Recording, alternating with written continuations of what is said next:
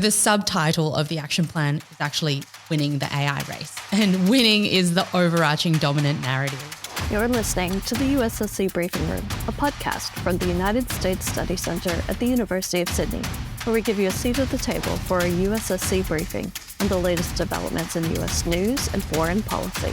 We'll cover what you need to know and what's beneath the surface of the news. Hello, I'm Mari Kirk, Director of Engagement and Impact at the United States Study Center. Thank you so much for joining us on the USSC Briefing Room today. Before we begin, I'd like to acknowledge the traditional owners of the land we're recording on. The University of Sydney is located on the land of the Gadigal people of the Eora Nation, and I pay my respects to their elders past, present, and future. At an event in D.C. recently, President Trump outlined America's AI action plan. He said, "America's the country that started the AI race, and as President of the United States, I'm here today to declare that America is going to win it." So how much of this action plan is about competing with China, and what's in the action plan versus what's missing? And really, what could or should Australia's role be in this AI race? To discuss these questions, I'm delighted to welcome Olivia Shen for the first time. Olivia is USSC's new Director of Strategic Technologies, and she previously led the Data Science and AI Strategy section for the Australian Department of Home Affairs, and she was a Fulbright Scholar looking at the ethics of AI and national security, in addition to many other accolades. So thank you so much, Olivia, for joining us today. Very happy to be here, Mari. And at the end, I know that we'll get you by the numbers stat on this topic. You good to go on that? Yeah, absolutely. Okay, fantastic. Looking forward to it. So why don't you start by just kind of setting the scene for us? Tell us a little bit about the genesis of this AI action plan. And how long has AI been a focus for President Trump? Is this something that continues over from his first term, or is it new to his second term? There is certainly a level of continuity between the first Trump administration and this current administration. AI has been quite a consistent theme. So, for example, in the first term, the president signed a couple of executive orders on maintaining American leadership in AI and also on promoting the use of trustworthy AI in the federal government. Now that we turn to his new term, and the American AI Action Plan sets out a much more aggressive agenda. It's not just about maintaining American leadership, it's about extending it and expanding it globally and cementing America's dominance in this AI race. So the AI Action Plan was something that the president had promised within 3 days of his inauguration. He said it out very clearly that he wanted to overturn Biden-era policies that he felt had actually unnecessarily constrained AI development, wrapped up a lot of industry and bureaucratic red tape, and effectively hampered American progress on AI. It was really important to him to revoke some of those Biden-era executive orders, and as part of that, he announced this development of the new AI Action Plan. What we can see is a level of continuity, but also a level of boldness and increased ambition for what America can achieve. So what do you think is driving this both sense of urgency behind it, but the real, prioritization or like doubling down on it or really amplifying efforts that were done before? What is driving that motivation? Geostrategic competition is definitely key here. So the subtitle of the action plan is actually winning the AI race, and winning is the overarching dominant narrative. Geostrategic competition with China is heightening, but there is probably also a tacit recognition that America, despite its many innovative advantages, has been a little bit behind the 8 ball. So if I compare it to China having a very bold next generation AI development strategy, which they launched back in 2017, and that had a milestone for China to become a leader in AI by the year 2030.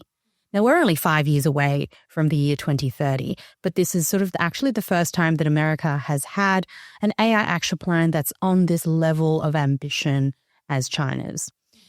There is also an element where the technological advances in AI are accelerating at a phenomenal pace. If we consider that just a couple of years ago, we were talking about AI models with about a few billion parameters, GPT-3, for example, and now we're looking at GPT-4 that is up to 1 trillion parameters. Now, a parameter is kind of the knobs and dials that allow an AI model to generalize information from its training data to respond to new scenarios and situations. Generally speaking, the bigger the number of parameters, the more performant an AI model is, the more effective and accurate it is. So we've seen this massive uptick in the capabilities and the scale of these models, as well as the amount of venture capital that is going into developing the frontier cutting edge of the technology. When things are moving this rapidly, there's a heightened sense or a fear of falling behind. And I do think that is also playing into some of the geostrategic rivalry between the US and China on AI. Definitely a sense of FOMO, although I would say that America's innovative capacity is always very impressive. And the fact that there hasn't been a broad-based strategy and yet so many developments that are being led by American companies speaks to sort of trying to wrap that into an overarching national agenda for AI, which I think is quite healthy in the sense of, America really leaning into this battle. Domestically, there is also the sense that AI is a winner for the Trump administration, right? It is certainly talked about as ushering in a new golden age for America, economically, in terms of security, in terms of workforce. This is just a winning bet for the MAGA base in many ways. I thought that it was a really funny moment when President Trump was announcing the AI action plan, where he pointed to the people in the room, people like Jensen Huang, the founder of NVIDIA, or people like David Sachs, he's AI and crypto czar, people across venture capital and technology. And President Trump was pointing to them and saying, "I don't see any losers here." And I think that's a really nice narrative for him to be running. It's interesting. I feel like we could unpack a lot with that in terms of this drive he has for running with AI. And at the same time, they're trying to bring back American manufacturing. They're trying to protect traditional jobs, but then also pushing for this technology that is going to disrupt the job market. But I want to look at this competition with China a little bit more because it has been making global headlines, especially with DeepSeek, when China announced that its AI was produced for a fraction of the cost of these US-based AI companies. It was a complete game changer. So much investment had gone into developing the AI models we have, and then this seemed to be done on a shoestring budget. So where would you say the US and China are in terms of this race dynamic and its current trajectory? I think I have a couple of problems with the paradigm of winning and losing in this space. That being said, I think from both sides, there is definitely a sense of a race that's taking place. It is worth unpacking the different elements of that race, though. On the hardware front, America has absolutely a leading edge in terms of the high-end chips that they're manufactured, that are produced by NVIDIA and by TSMC in Taiwan. The US has been very clever in recognizing this as a strategic advantage, and they have been restricting Chinese access to these cutting-edge chips through export controls over successive years, starting from the Biden administration. There is a sense in the AI action plan that this will continue and also become more stringent, so tightening up those export controls, which will hamper Chinese progress. Even the developers of DeepSeek have openly admitted that one of the bottlenecks for them is access to computation power. They are operating on a bunch of chips that are not at the cutting edge. They're sort of the second-tier chips. However, they are aggressively trying to progress sovereign capability in the chip space. Huawei, in particular, are producing Ascend chips. It's not clear how long it will take them to get there and how long or how effective they will be compared to NVIDIA chips, but they are certainly heading in that direction, and I don't think that's going to change anytime soon. Now, if we move into data, which is another key input to AI, China unfortunately has an advantage. We expect that China accounts for a very large portion of global data. They have a huge surveillance apparatus domestically and sometimes internationally to collect a lot of this data. And they have a huge Internet of Things industry where a lot of consumer data is also collected in massive caches. Algorithms is the other element. Now, algorithms is where it taps into what you just spoke about, DeepSeek performance. We know that the Chinese models have been trained on a fraction of the cost of the US models and probably take a fraction of the cost to run. they are quite performant. They are actually probably comparable to OpenAI O3 models on a whole bunch of technical benchmarks. It is impressive that China has been able to achieve this despite the restrictions that US has placed on them. They found new ways to make the chips that they have perform more efficiently. They're looking at ways to lash different types of chips together to get a different scale of performance.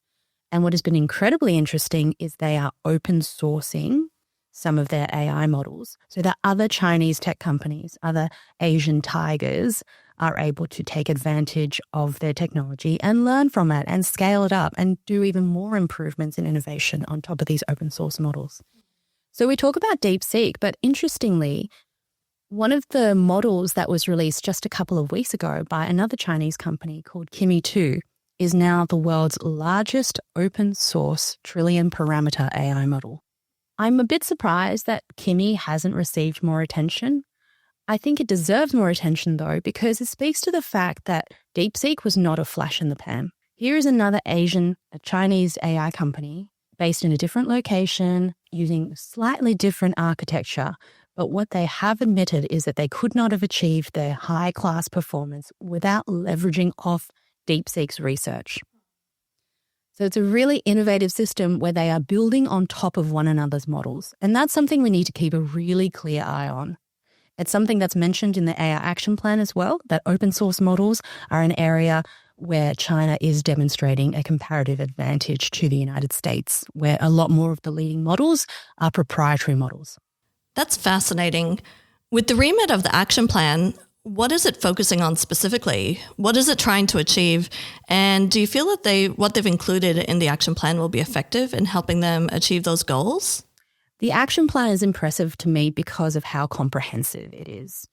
You're talking about over 90 federal actions spanning everything from investment in research to security and robustness and cybersecurity checks, to workforce development, to international export of American AI.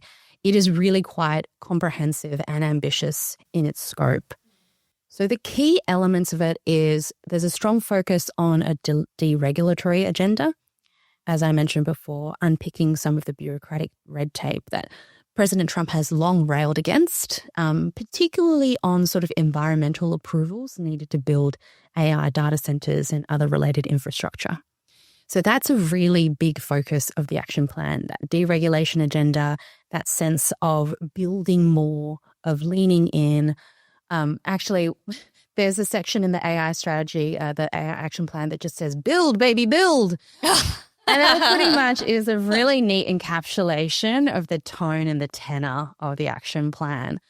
There are also elements around strengthening and stabilizing the power grid, because we know that these AI models are very energy hungry, enabling innovation and adoption of AI, including through workforce skills, and using the levers of federal funding to encourage enterprise adoption of AI. There is a sense that the bottlenecks to AI are not really in the performance or the models or the capabilities, but just businesses being a little bit reticent to actually incorporate AI technologies into their workflows. So the AI action plan talks about introducing national standards and encouraging business at all levels to think about how AI can improve productivity. And finally, there's a really strong workforce element. I think this is a nod to some of the parts of middle America that are genuinely worried about the impact of AI on their livelihoods, at the same time that they're seeing Californian tech pros absorb all of the benefits and the riches from AI. So the action plan talks about how the administration supports a worker-first agenda of AI development, improving the quality of the jobs from the AI sector, encouraging people to upskill so they can take full advantage of the AI spoils that are to come. It's encouraging to hear that it is as comprehensive as it is, especially something that the administration has pulled together in 6 months. Often these sorts of government action plans take a very long time. With the Trump focus on build, baby, build, and his move fast and break things approach to get a lot of things done very, very quickly, are there risks around the way they're approaching AI? Are there things that are either missing from the action plan or risks that you would flag that you think need to be considered in the AI space as they try to surge forward? In some ways, I am a bit surprised about how much there is around AI safety in this action plan and governance, partly because the overall tone is certainly pro-innovation, pro-business, deregulatory. But there is actually some really great ideas in there about building trust in AI systems through security evaluations, through cybersecurity protections, and also through more investment in the science of AI, understanding how you can make AI models perform more consistently so that people trust it. Now, I think there is a gap there because despite the focus on safety evaluations for AI, there's not that much detail on what is expected from developers in terms of mitigating those risks. We actually know, we hear a lot in the media about some of the risks of AI, particularly as they become more advanced. I think there is still a lingering concern about the capability of artificial intelligence to generate cyber risks, chemical, biological, radiological risks. These are very high consequence security risks if something goes wrong or if someone loses control of an AI system. So while there is a focus on exploring that more, there isn't too much of an onus on developers to actually control for those risks before they go out into the market. I think there might be a gap there that is worth looking at more. That being said, I am pleasantly surprised by what's in there currently, and certainly it's something that both the safety camp of AI development would be really interested in seeing further. Really interesting. And it also makes me think about what's happening here in Australia and Australia's role in the AI race. And in particular, AI is one of the advanced capabilities that's called out in AUKUS Pillar 2. And last December, Australia announced it was developing its own national AI capability plan. So what role do you see Australia playing on the global stage in terms of AI? You mentioned before that the action plan took only 6 months to develop. I sense a frustration that Australia's capability plan is too long in the making. Certainly, if you speak to industry, the lack of regulatory certainty around Australia has been a bit of a blocker. There are multiple international surveys that show Australians are much more skeptical about AI. They're a little bit reluctant to explore or use the technologies, particularly in a business setting. They are more likely to say that AI causes more harm than good. But AI enthusiasm increases substantially if Australians have confidence that these models are being developed in accordance with international standards and with rigorous governance put in place around them. So I think the KPMG survey says that AI enthusiasm goes up from like 38% to 74% if there's good governance around these systems. What that tells me is that the Australian culture wants guardrails on AI so that we can move faster. I don't think we are going to be going on this strong deregulatory agenda that the US AI action plan has set out. Noting that the action plan also doesn't go full force, move fast and break things.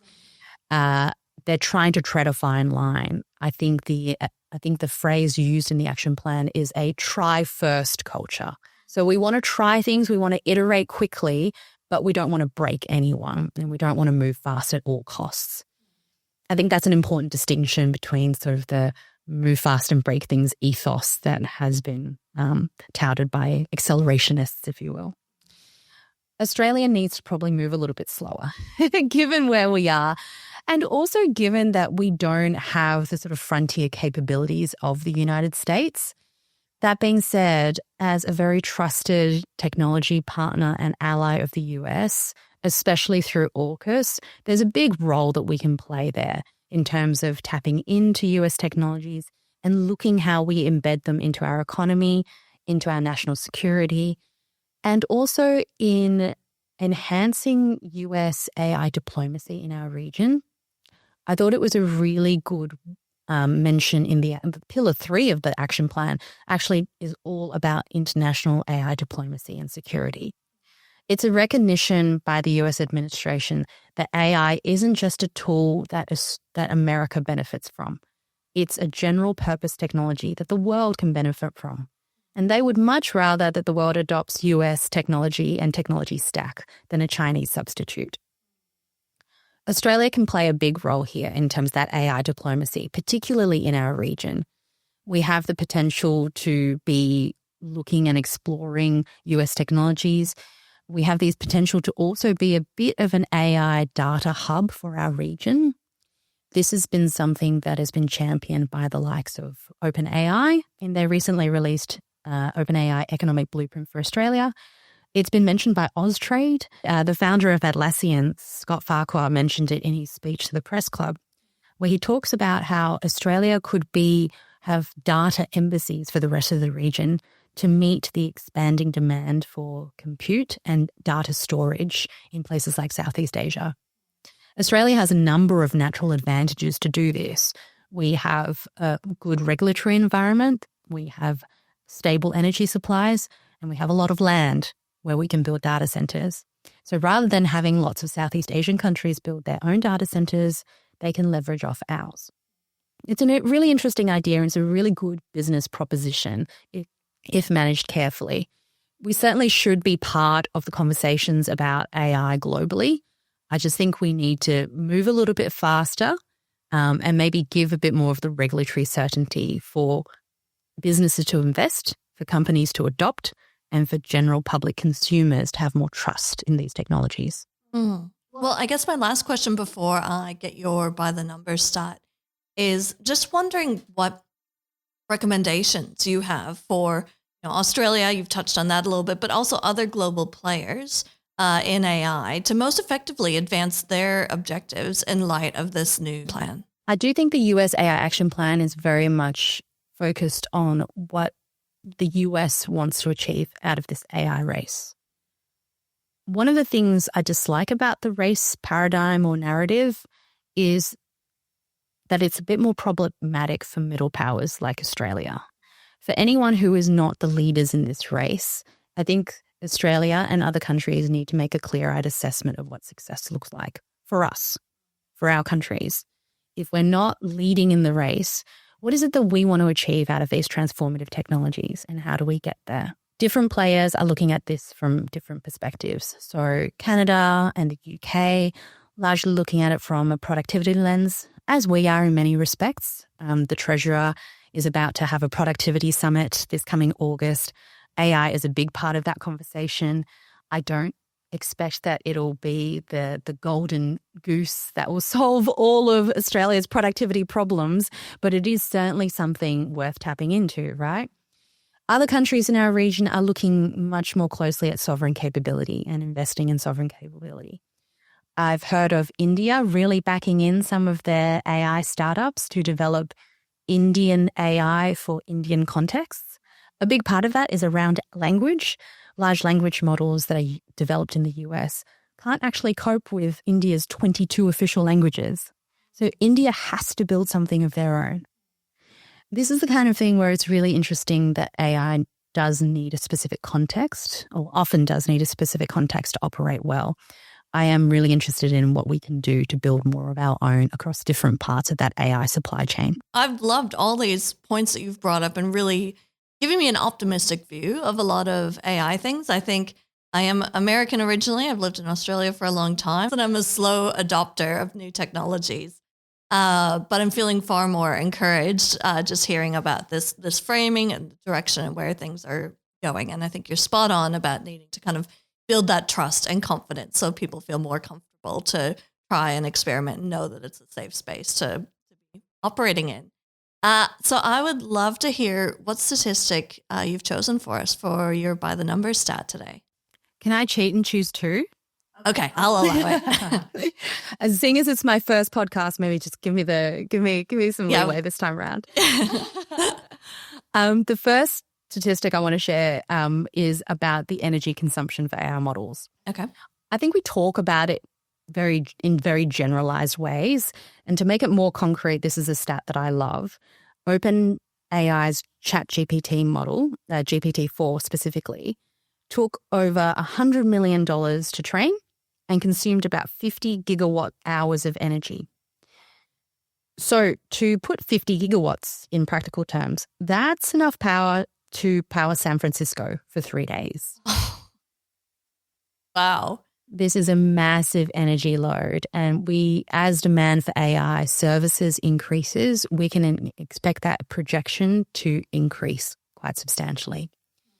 So one thing I've been thinking about is if we really do want to pitch Australia as a data center hub, what is the energy requirements and the generation that will be required, and what is the infrastructure, the energy infrastructure for that?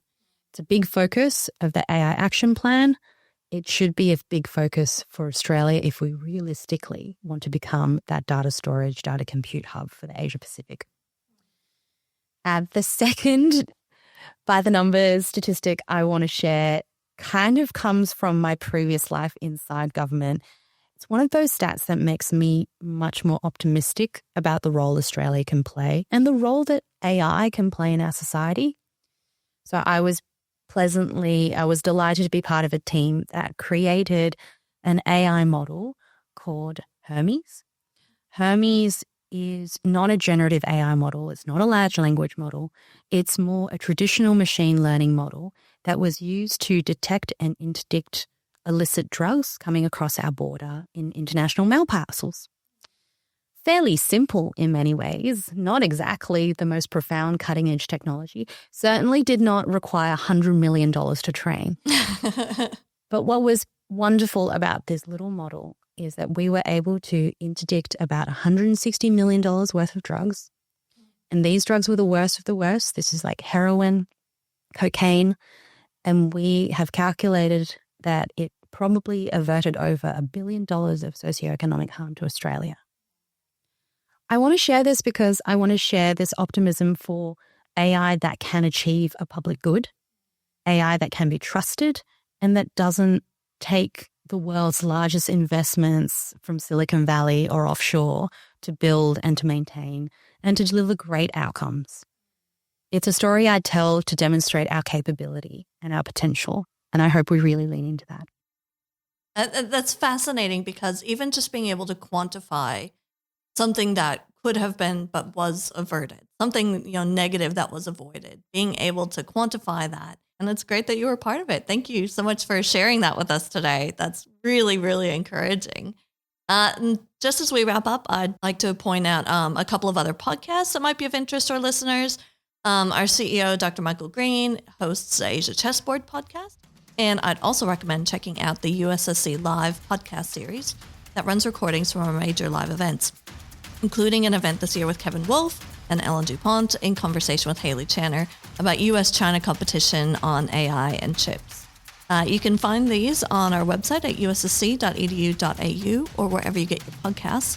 And also, I'll give a plug for an upcoming publication that Olivia and her research associate, Johanna, are going to be publishing. So you can get even more insights on this topic around the America's AI Action Plan soon. So stay tuned for that on our website. Once again, Olivia, thank you so much for joining me today. Yeah, absolutely. Very